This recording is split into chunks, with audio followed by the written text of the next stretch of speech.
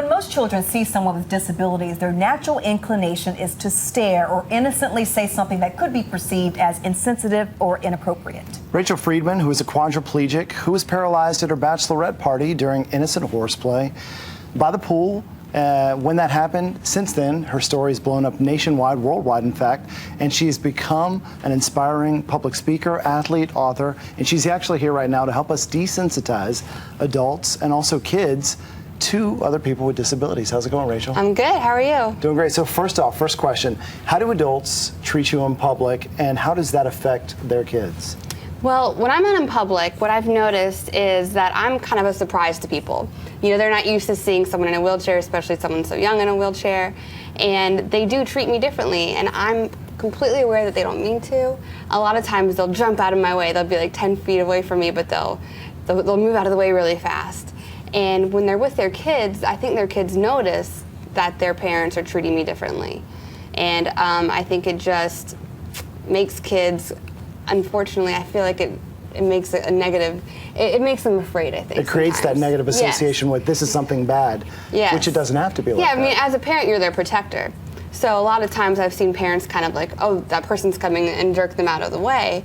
But really, it just comes off like, oh, I'm getting you out of the way, I'm protecting you. And it is a negative thing, I think. So what if you're in the grocery store, you see a child say, "Mommy, why is she in a wheelchair?" What would the appropriate answer be from that parent to the child? Well, the appropriate thing to do is just answer your kids' questions. Kids are curious, and that's totally okay.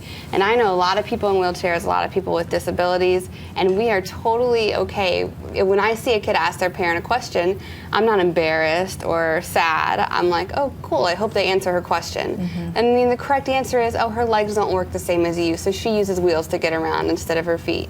I mean, it's a simple answer like that, and your kid will probably go, oh, okay, and then move on. And basically, we were talking about social cues.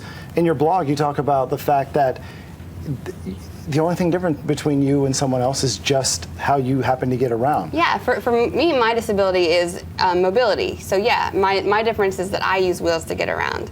And the thing is, everyone's different, and I think that's a good lesson for your kids. You know, for me, I have a very visual difference than other people, but we all have different cultures, we're all different shapes and sizes, we're all different colors, and I think it's a good lesson for when your kids go back to school, when they come home with questions about maybe a kid in their class who has a disability, answer it, and just let them know, hey, everyone's different, and that's fine. And you made a good point during our commercial break about how your wheels are just like our legs. Like, it would be rude to lean on your wheelchair like it's a prop. That's part of you. Yeah, this is an extension of my body. So when someone, you know, pushes my chair, oh, let me help you, and just pushes without asking me, it's like someone grabbing you by the shoulders and moving you somewhere, or pushing you somewhere. You have a book coming up, right? I do have a book coming up. It should be out in spring of 2014, and I'm pretty excited. That's awesome. Congratulations. If you want a friend or follow Rachel, if you want to donate to her high healthcare cost or book her for an inspirational speaking engagement, go to rachelfreedman.com.